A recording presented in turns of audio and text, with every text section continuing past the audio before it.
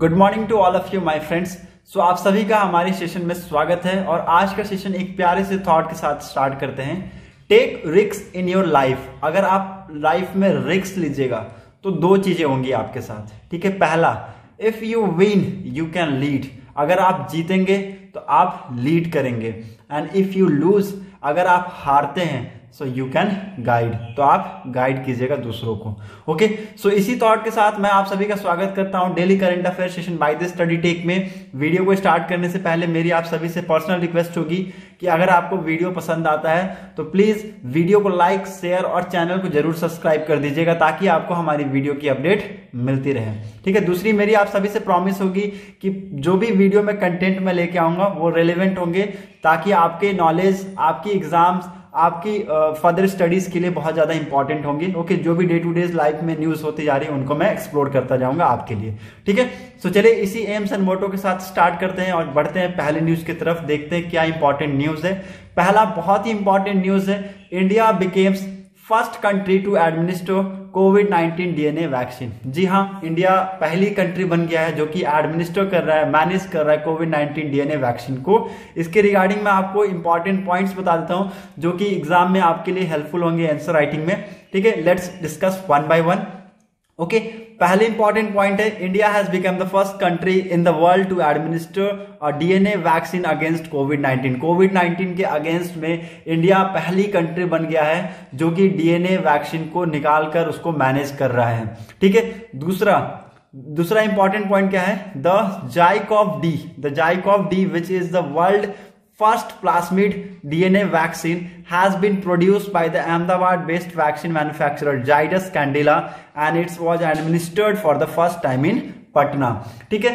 पहला कौन सी वर्ल्ड की पहली प्लास्मिड डीएनए वैक्सीन जो किसके द्वारा प्रोड्यूस की गई, Ahmedabad based vaccine manufacturer Zydus candela के द्वारा इस वैक्सीन को निकाला गया और it's the first DNA vaccine, पहली डीएनए वैक्सीन है जिसका नाम क्या है, जाइकोव डी। और ये क्या है, ये पेनलेस है, मतलब बिल्कुल भी आपको इस वैक्सीन को लगाते समय बिल्कुल भी आपको पेन नहीं होगा। नीडल फ्री है, नीडल लेस है। This is the painless vaccine, needleless vaccine which gives eight interval of 28 days and 56 days, ठीक है। ये लगभग 28 से 56 डे के इंटरवल के बाद इस वैक्सीन को दिया जाएगा to all the person of the country. Okay, it is the second Indian made vaccine to get emergency authorization in India after Bharat Biotech Covaxin, ठीक है। कोवैक्सीन के बाद पहली बात तो मैं आपको बता दूं ये second made in India vaccine है। पहला कौन था, कोवैक्सीन था, भारत बायोटेक के द्वारा जो बनाया गया था। और दूसरा अभी Ahmedabad based vaccine manufacturer Zydus candela ने ये दूसरी मेड इन इंडिया वैक्सीन को निकाल दी गया उनके द्वारा। क्या नाम है उसका, ZyCoV D. Okay, this is the second vaccine which get emergency approval और authorisation in India, okay, after Covaxin. The Indian government approved emergency use authorization for Zydus Candela DNA vaccine earlier this year, citing initial results from phase 3 clinical trial that showed approximately 66% efficacy for symptomatic cases. Okay, so the Indian government got the approval for the emergency use of this authorization Zydus Candela DNA vaccine and इसको clinical trial के लिए दिया गया था और ये clinical trial में इसको पता चला कि दिस गॉट द 66% एफिकेसी के साथ ये लड़ सकता है द पैंडेमिक कोविड-19 के साथ। Okay, so this is the India second vaccine which got the approval for the emergency use. Okay, so this is very important news that India became the first country to administer कोविड-19 DNA vaccine. Now let's move on to the next important news that Government of India approved renaming of 3 places in Madhya Pradesh 2022. Madhya Pradesh के जो chief minister हैं, ठीक है, शिवराज सिंह चौहान जी के द्वारा put किया गया था। उनमें बताया गया था कि इन्होंने ये चाहते हैं कि 3 प्लेसों का नाम चेंज हो जाए। आपको बहुत इंपॉर्टेंट वो प्लेस होंगे क्योंकि मे भी आपके एग्जाम में पूछे जा सकते हैं, ठीक है। नॉलेज बेस के लिए भी वो जानना चाहिए कि वो कौन से 3 प्लेस है जिनका नेम को रीनेम किया गया है, ठीक है। सो गवर्नमेंट ऑफ इंडिया का अप्रूवल दे दिया गया है for the renaming of the 3 places in Madhya Pradesh. Let's see what is the news. Hoshangabad, आप जानते हैं होशंगाबाद, आप सबको पता होगा होशंगाबाद नगर, इट इज इन मध्य प्रदेश, मध्य प्रदेश में है। इसको रिसेंटली अभी सब इनका नाम चेंज कर दिया गया है, शिवपुरी का भी नाम चेंज कर दिया गया है और बबई का भी नाम चेंज कर दिया गया है। जो these 3 places got the name change, ठीक है। पहला होशंगाबाद नगर, दूसरा शिवपुरी और तीसरा बबई, ठीक है। Government of India has approved the renaming of 3 places in Madhya Pradesh, Hoshangabad as Narmadapuram, ठीक है। होशंगाबाद को अब से क्या बोला जाएगा, नर्मदापुरम, ठीक है। याद करने का एक मंत्र, मैं महामंत्र आप सभी को देता हूं। अब अगर आपको याद करना है तो आप अपनी आंखें को बंद कीजिए और बोलिए Hoshangabad replaced as Narmadapuram, Narmadapuram replaced, ठीक है, होशंगाबाद, ठीक है। ऐसे आप बोल सकते हैं कि होशंगाबाद किसके द्वारा रिप्लेस किया गया, नर्मदापुरम के द्वारा। 3-4 बार बोलिएगा तो आपको ये याद हो जाएगा, ठीक है। शिवपुरी एज कुंदेश्वर धाम, शिवपुरी को कुंदेश्वर धाम के द्वारा इसको रिप्लेस किया गया। Shivpuri was replaced by Kundeshwar Dham and Babai is replaced by Makhan Nagar, Babai को किसके द्वारा, माखन नगर के नाम से चेंज कर दिया गया। Okay, in 2021 government of MP led by Shivraj Singh Chouhan has proposed the renaming of 3 places in Madhya Pradesh, ठीक है। 2021 में जो गवर्नमेंट है मध्य प्रदेश की, चीफ मिनिस्टर शिवराज सिंह चौहान जी, उन्होंने प्रपोज किया था कि हम इन 3 प्लेसों का नाम चेंज करना चाहते हैं और रिसेंटली गवर्नमेंट ऑफ इंडिया का अप्रूवल भी मिल गया है। तो ये अभी ये नेम चेंजेस हो गए, तो आपको पता रखना है कौन कौन से नेम चेंज हुए, Hoshangabad Nagar, Shivpuri and Babai. Okay, recently जो अप्रूवल मिला है किनके द्वारा मिला है, मिनिस्ट्री ऑफ होम अफेयर का अप्रूवल मिला है, ठीक है। आप याद रखिएगा किसका अप्रूवल मिला है, it has been approved by the ministry of home affairs. Okay, Hoshangabad Nagar named after Hoshang Shah. Hoshang Shah was the very first formally appointed sultan of Malwa saltanat of central India. Central India के मालवा सल्तनत के पहले अपॉइंटेड सुल्तान थे, ये फर्स्ट सुल्तान थे ये होशंग शाह। इनके बारे में अगर मैं आपको कुछ इंपॉर्टेंट फैक्ट बता पाऊं तो आपके एग्जाम के लिए शायद इंपॉर्टेंट होगा, मैं आपको बता देता हूं, लिख लीजिए, ठीक है। ही वॉज बॉर्न इन 1406 में इनका जन्म हुआ, ठीक है। 1435 में इनकी डेथ हो गई, ठीक है। 1406 में इनका जन्म हुआ, 1435 में इनकी डेथ हो गई, ठीक है। इनके नाम पे एक टॉम भी है, that is I think Hoshangabad Tom, इनके नाम पे एक टॉम है, ठीक है, जो कि मंडव में है, ठीक है। लिख लीजिए मंडव, MANDAV, इनके नाम पे एक टॉम्ब है, ठीक है। वो है कहां पर, मंडव में एक टॉम्ब है इनके नाम पे, ठीक है। बहुत इंपॉर्टेंट ये टॉम्ब है, ठीक है। लिख लीजिए जो होशंग शाह टॉम्ब इनके नाम पे है जो कि मंडव में है और इनकी 1435 में इनकी डेथ हो गई थी। ओके, और he was the first sultan of Malwa सल्तनत के ये पहले सुल्तान थे, ठीक है। इनको एक और नाम से भी जाना जाता है, क्या है, हुसंग शाह गौरी, हुसंग शाह गौरी के नाम से भी इनको जाना जाता है, ठीक है। जब ये मालवा के जब ये रूलर एज अ क्राउन के तौर पे इनको नियुक्त किया गया था, उनसे पहले, ठीक है, उससे पहले जब इन्होंने टाइटल लिया था होशंग शाह का टाइटल लिया था, उनसे पहले इनको किस नाम से जाना जाता था, अल्प खान से नाम के जाना जाता था, अल्प खान के नाम से जाना जाता था, अल्प खान के नाम से जाना जाता था उनसे पहले, ठीक है। So this is very important, this things are you should know, कि आपको पता होना चाहिए कि कब कब क्या हुआ था, ठीक है। एक्चुअली 1406 में इनका जन्म हुआ, 1435 में इनकी डेथ हो गई, ठीक है। और जहां पर इनकी डेथ हुई थी मंडव में, वहीं पर इनके नाम का एक टॉम्ब बनाया गया, होशंग शाह टॉम्ब है, ठीक है। और it's a very beautiful tomb. आपको बताओ, it was the construction of 15th century में ये टॉम्ब बना था, 15th सेंचुरी में ये टॉम्ब बना था। और मैं आपको बता दूं कि शाहजहां भी है जो इस टॉम्ब से बहुत ज्यादा इंप्रेस्ड हुए थे।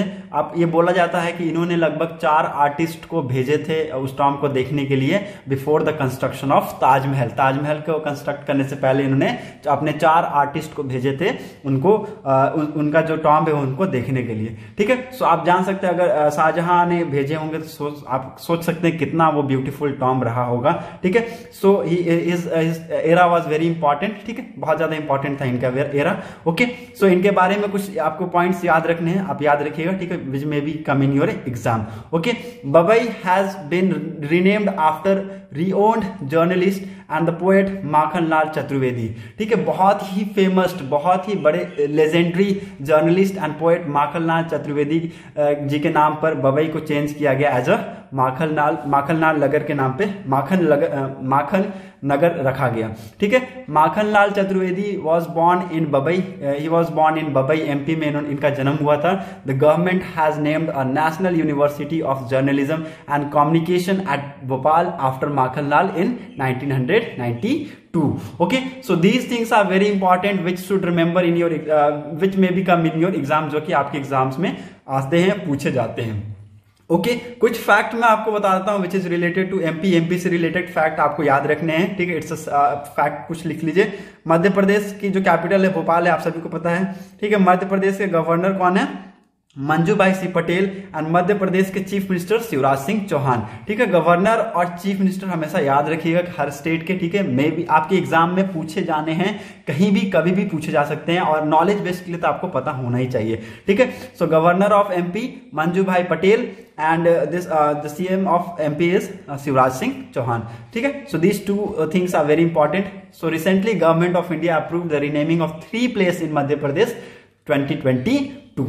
Okay, now move on to the next important news that NASA will retire International Space Station in 2031. This is very sad news कि लगभग मैं आपको बता दूं कि इंटरनेशनल स्पेस स्टेशन लगभग 2 डिकेड से 20 सालों से इतना अच्छा काम करते हुए आ रहा था, लेकिन अभी रिसेंटली नासा के द्वारा, आप यहां पर देख सकते हैं एबीसी की ये न्यूज है, यहां पर इसकी हेडलाइन क्या है?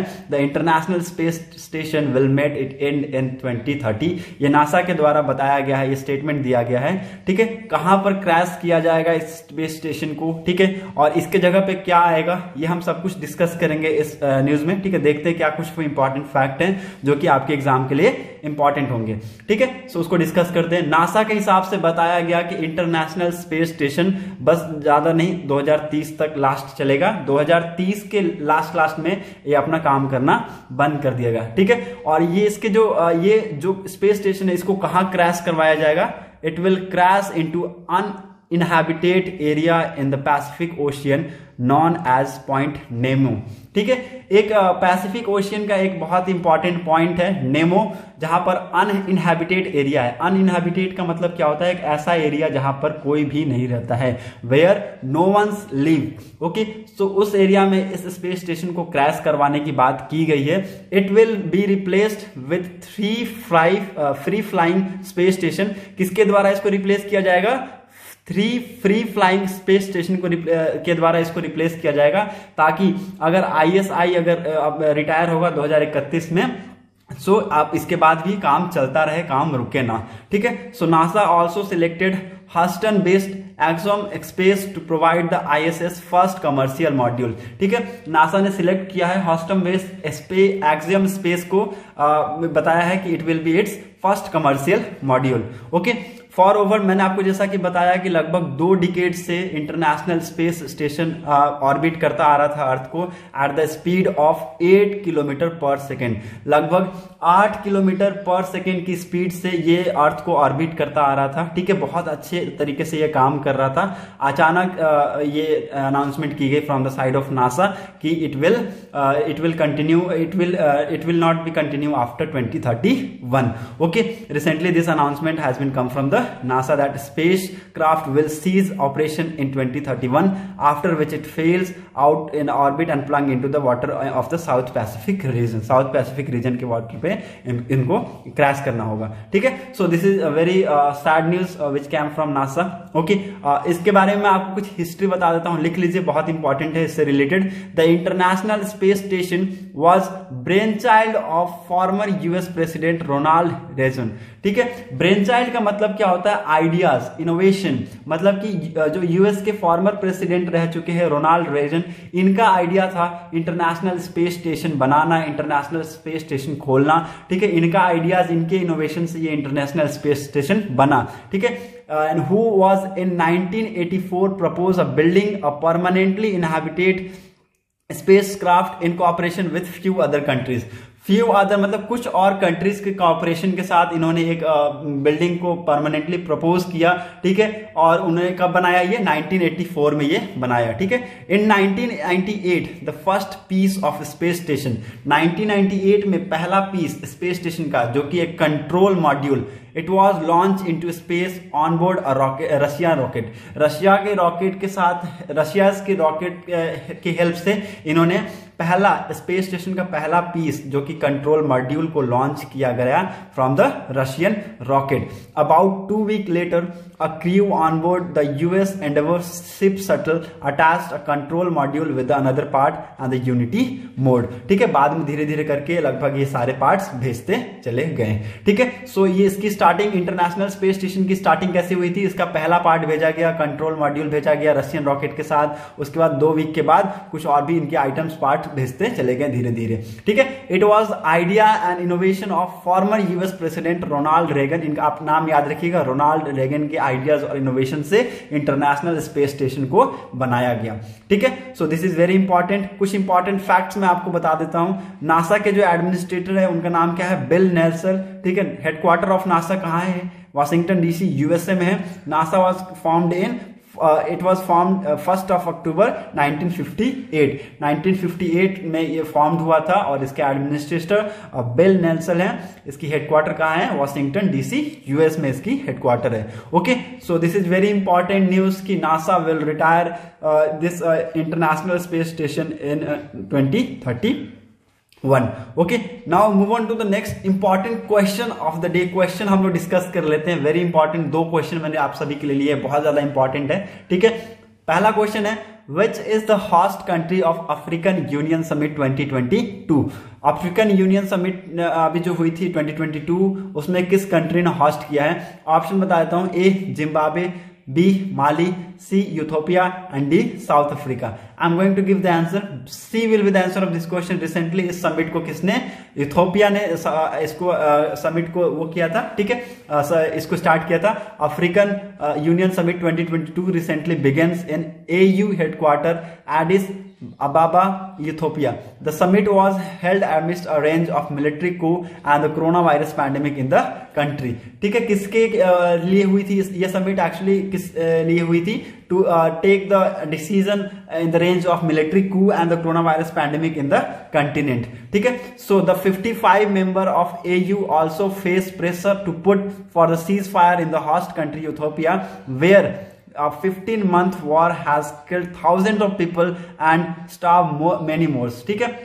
लगभग 55 मेंबर AU से AU के आए थे और उन्होंने फेस किया दैट एक प्रेशर टाइप का उन्होंने फील किया जो कि उनके द्वारा पुश किया गया था, ठीक है, एक टाइप का सीज फायर। और मैं आपको बता दूं इथियोपिया ही जो वो कंट्री है जिन्होंने ये जो समिट था इसको होस्ट भी किया और ये प्रेशर भी फील किया। आप सभी को पता होना चाहिए कि लगभग 15 महीनों से ये वॉर चल रहा था, ठीक है। इनमें लगभग थाउजेंड्स एंड थाउजेंड्स ऑफ लोग की भी जाने गई, ठीक है, और बहुत सारे लोग थे जिनको बहुत ज्यादा चोट भी पहुंचा, ठीक है। सो यू शुड नो कि Ethiopia is that country who hosted African Union Summit 2022. C will be the answer of this question.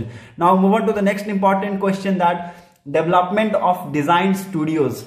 It is a new sub scheme under which scheme? ठीक है, development of design studios is a new sub scheme under which scheme? किस scheme का ये sub scheme है development of design studios? Okay, option बता देता हूं, A Indian footwear and leather development programme, B design linked incentive scheme, C PM Yuva Yojana and D PM Kusum scheme.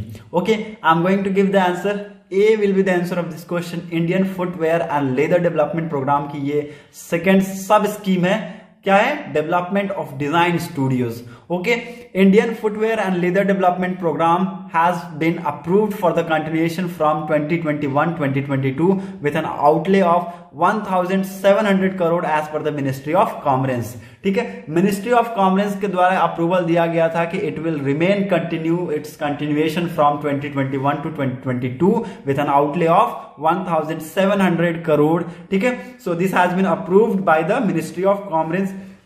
Sorry, किसके द्वारा approve किया गया था? मिनिस्ट्री ऑफ कॉमर्स के द्वारा अप्रूव किया गया था. ठीक है, और इसी का second phase development of design studios. ठीक है, एक न्यू सब स्कीम है, इसी स्कीम के अंतर्गत में इस स्कीम को भी लॉन्च किया गया। इसको ये न्यू सब स्कीम है, इसी स्कीम का ये दूसरा फेज है ये, ठीक है। और ये जो है Indian footwear leather and development programme का मेन एम क्या है, to develop the infrastructure for leather sector, leather sector के लिए इंफ्रास्ट्रक्चर को डेवलप करना, एड्रेस इन्वायरमेंटल कंसर्न्स, ठीक है, इन्वायरमेंटल कंसर्न से लेके रिलेटेड एड्रेस, ठीक है, facilitate investment, employment generation and increase in production, ठीक है। It mainly focus on the infrastructural related to all the leather sector, environmental concerns, facilitate investment and employment generation, increase in production, ठीक है। So it mainly focus on those things, okay। So development of design studios is a new sub scheme under which scheme,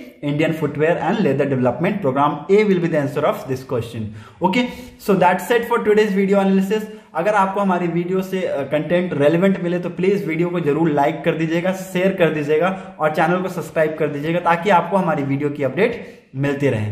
thanks for watching our video, thank you and have a nice day.